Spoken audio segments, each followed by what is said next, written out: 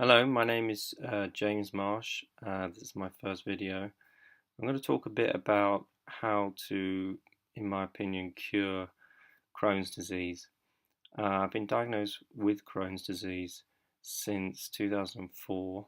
I was born in '83, so I was 21 and I was at university studying saxophone. And I was diagnosed with Crohn's of the large colon. And then for the next, I would say, 10 years or so, it affected my life in a lot of profound ways. And over the last 2 years, I've been able to overcome the disease um, only through diet, I would say. And of course, a lot of people watching will probably be sick to death about which kind of diet to follow because there's so much information around. It's hard to pick and to find out exactly what you need to apply in order to overcome an autoimmune condition.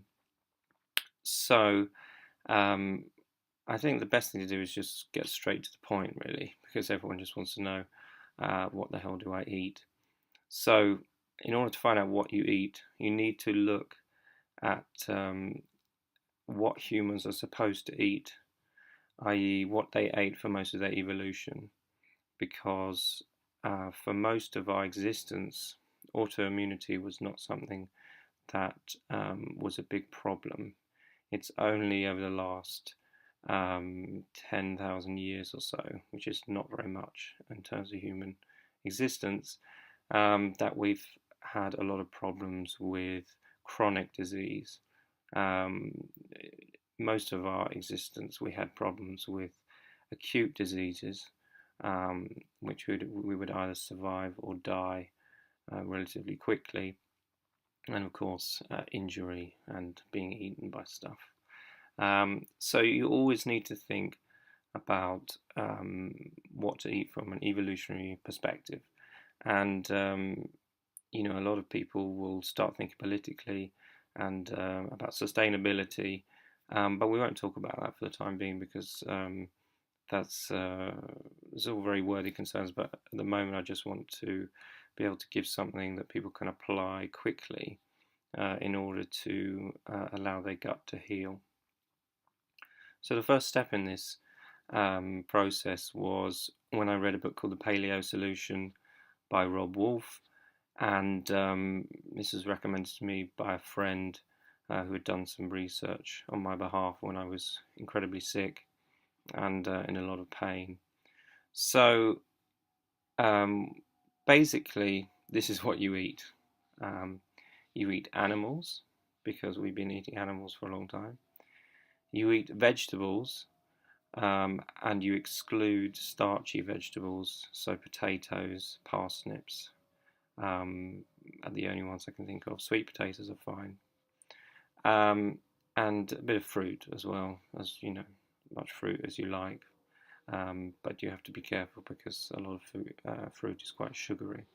But it doesn't really cause inflammation, in my opinion. The main thing that causes inflammation, and this is purely my opinion, is grains. So we only started eating grains in the last 20,000 years or so.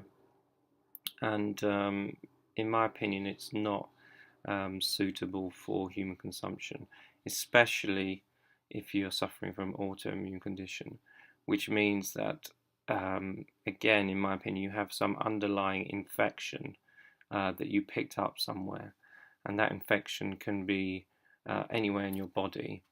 And autoimmunity is your body trying to kill the infection.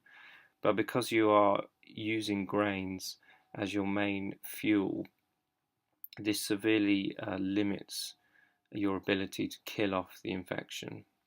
Now, I'm not saying when you switch to what's called a paleo diet or an original human diet that you are going to instantly kill off the infection, because I know for sure that my infection is still in my body, because when I eat something which is not good, I get a lot of discomfort. But it means that the infection can't proliferate and can't cause you a lot of problems.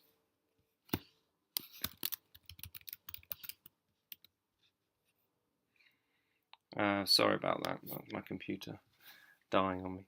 So basically, the first step is to clear out anything in your house which is of a sort of biscuit and cracker and crisps and pasta and bread and anything of that nature.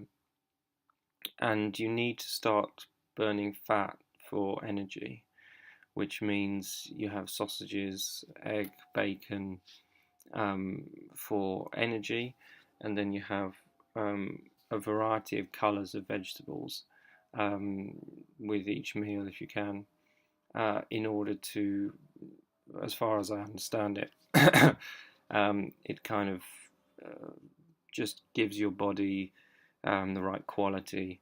It doesn't fuel you so much, but it essentially is like oil for a car. It just keeps things running well, whereas the fat that you're going to burn for energy is the main fuel.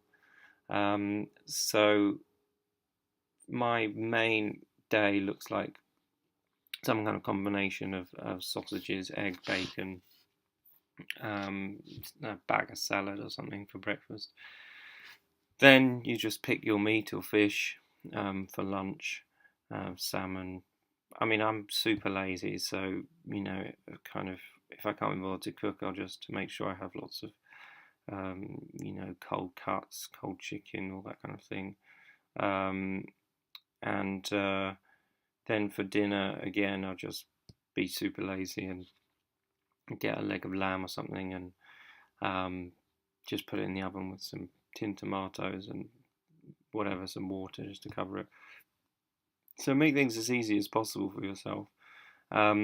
Also, what I'd highly recommend is that you automate your shopping, which means that you don't go to a supermarket and just go with your trolley, because your brain is going to be very easily tempted by sugar and carbohydrates, which is why a lot of companies are very successful, because our brain craves sugar for certain evolutionary reasons which are no longer necessary at the moment. So the best thing to do is to order your food online, and it's actually will work out cheaper for you, because you're not going to be tempted by just picking things off the shelf. You're going to have a very clear plan of what you're going to buy for your week's shopping. And so buy it online, clear out your kitchen, and also just make lots of stuff so that if you don't have to cook every meal, otherwise it's a pain. And also, of course, bringing stuff to work, you want to make sure you've got some Tupperware that you can put stuff in, and basically just eat cold or microwave it.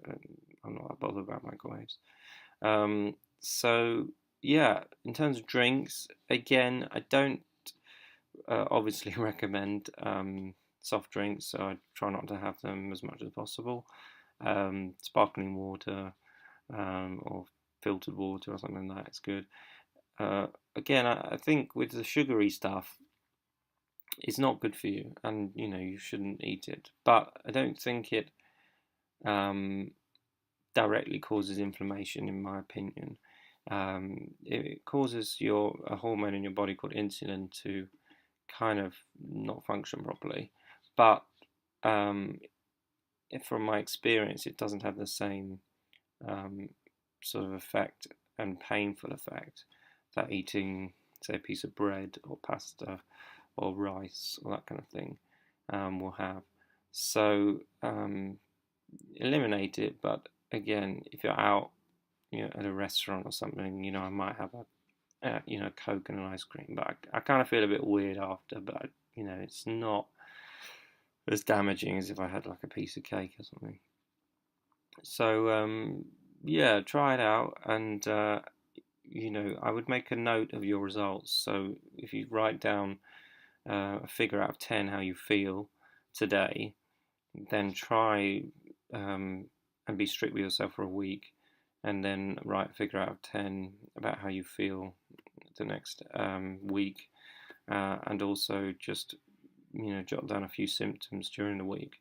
But I found that within 3 weeks there was a very noticeable difference. But there should be enough. It depends how ill you are, to be honest. If you're very ill, you'll see a difference more quickly. If you're sort of moderately ill and you're on immunosuppressants, then you may not see the improvements as quickly. But try it out, and if you have any questions, you can leave it in the comments below. Thanks very much.